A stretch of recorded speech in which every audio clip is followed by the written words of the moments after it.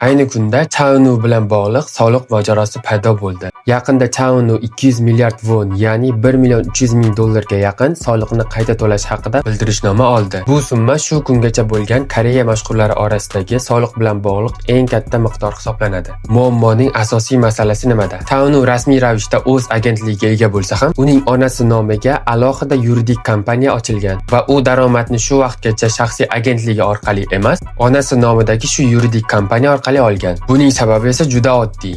Koreyada jismoniy shaxs daromad solig'i 45%, lekin yuridik kompaniya solig'i esa 22% ni tashkil etadi.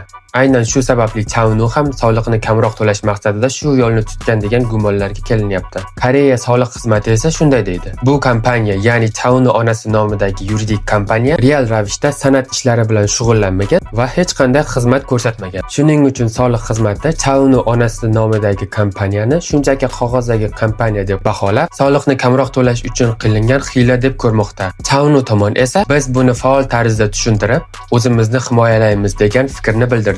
Va shu joyda savol tug'ilishi mumkin. Nima uchun Koreyada kompaniya solig'i jismoniy shaxs solig'idan past?